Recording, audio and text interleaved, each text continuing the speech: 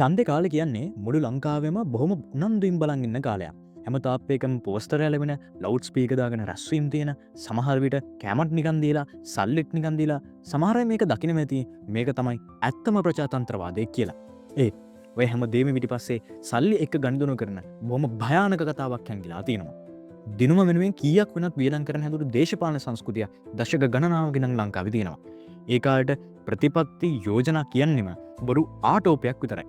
ධනවතා ගහන්න හැමෝටම හැකියි. ඒත් ඉතුරු පිරිසට මොකද වෙන්නේ? විශේෂයෙන්ම කාන්තා පාර්ශවයේ සුළු ජන කණ්ඩායම් මුදල් බලය ඉදිරියේ දුබල හඬවල් බවට පත් වෙනවා.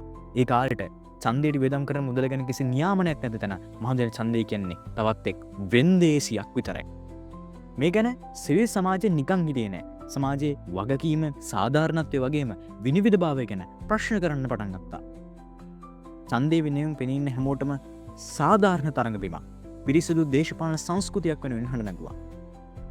අවසානයේ මේ හැම දෙයකටම උත්තර එක්ක 2023 දී මැතිවරණ වියදම් නියාමන පනත පාර්ලිමේන්තුවේදී සම්මත වුණා. පළවෙනිට මේ නීතියෙන් වියදම් සඳහා සීමා පනවලා තියෙනවා. නාම යෝජනා බාර ගැනීම අවසන් වූ පසුව මැතිවරණ කොමිසම අදාළ අපේක්ෂකයන්ට මැතිවරණයේදී වියදම් කළ හැකි උපරිම මුදල් ප්‍රමාණය නියම කරනවා. විවිධ මැතිවරණට විවිධ සීමා තියෙනවා. උදාහරණයක් විදිහට 2024 ජනාධිපතිවරණයේදී එක් අපේක්ෂකයෙකුට වියදම් කළ හැකි උපරිම මුදල විදිහට එක් ඡන්ද හිමියෙකුට රුපියල් 109ක් වනසේ මුළු මුදල රුපියල් බිලියන 1.868ක් නොඉක්මවිය යුතු බව වාර්තා වෙලා තියෙනවා. දෙවෙනියට මේ නීතියෙන් පරිත්‍යාග සීමා කරනවා.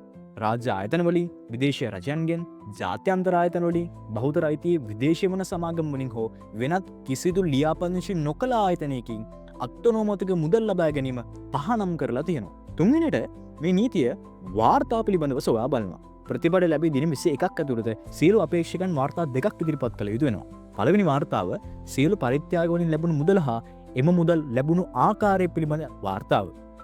දෙවැනි වාර්තාව මැතිවරණ සමයේ ප්‍රචාරණය සඳහා වියදම් අතුලත් වූ වාර්තාව.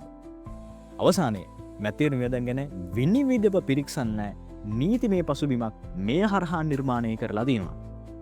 හැබැයි මේ නීතිය පිළිපැද්දෙ නැත්නම් මොකද වෙන්නේ? මේ නීතියට කවුරු හරි වංචාවක් කරොත් මොකද වෙන්නේ? කවුරු හරි අපේක්ෂකෙක් වැඩියෙන් වියදම් කරලා වංචනික වාර්තාවක් හදුවොත් මොකද වෙන්නේ?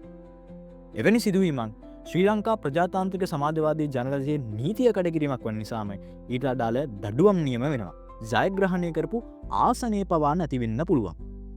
නමුත් 2025 පළාත් පාලන මැතිවරණ ඉදිරිපත් වූ අපේක්ෂකයන් 2400කට අධික ප්‍රමාණයක් තවමත් මැතිවරණ වියදම් වාර්තා ලබා දීමට අපොහොසත් වෙලා තියෙනවා. මේ වන විට මැතිවරණ කොමිසම ඊට අදාළ නීතිමය පියවර ගනිමින් සිටිනවා. මේ නීතිය කාටත් සමානයි. නිතර සෙවිල්ලෙන් ඉන්නවා.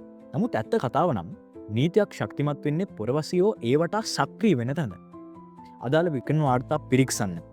නීති රෙගුලාසි උල්ලංඝනය වෙන තැන් පෙන්වල වෙන්න. විනිවිදභාවයේ තියෙන පිරිසිදු මැතිවරණ ක්‍රමයක් නිර්මාණය කරන්න පුරවැසියන්ට ඔබටත් දායක වෙන්න පුළුවන්. මේ වගකීම හුදෙක් අදාළ ආයතන සතුව පමණක් නොවේ. අප සැමගේම වගකීමක් වෙනවා. මෙතෙක් මැතිවරණ ඉතිහාසයේ මේක හැරවුම් ලක්ෂයක් වුණත් තවමත් මේක ආරම්භයක් විතරයි. අපිට තව දුරටත් ශක්තිමත් යාන්ත්‍රණයක් අවශ්‍ය වෙනවා. ප්‍රචාරණ වියදම් ගැන ජනගත කරන්න අවශ්‍ය ඩිජිටල් වේදිකාවක් තුන්වන පාර්ශ්වයන් විසින් නීතියේ හිඩැස් වලින් වාර්තා නොවන අන්දමින් මූල්‍ය ආධාර සැපයීම වළක්වීමට අවශ්‍ය ක්‍රමවේදයන් ආදී තව දුරටත් මෙම නීතිමය සම්පාදනයේ ශක්තිමත් කළ හැකි සමාජ වටපිටාවක් අපි ගොඩනංවිය යුතු වෙනවා. ඉතිහාසයේ ප්‍රථම වතාවට මුදලේ බලයට යට නොවුණු මුදලේ බරට ඡන්දේ තිරේ නොවෙන්න අවශ්‍ය මූලික අඩිතාලම දැන් අපිට තියෙනවා. අවසානයේ නීතිය ඉදිරියට ඇවිත් තියෙනවා. ඒ භාවිතා කරන්න ඒ රැකගන්න තවත් ශක්තිමත් කරන්න. ඔබේ ඡන්දේ කිසිදා මුදලට විකිනෙන්න නොදී රැකගන්න.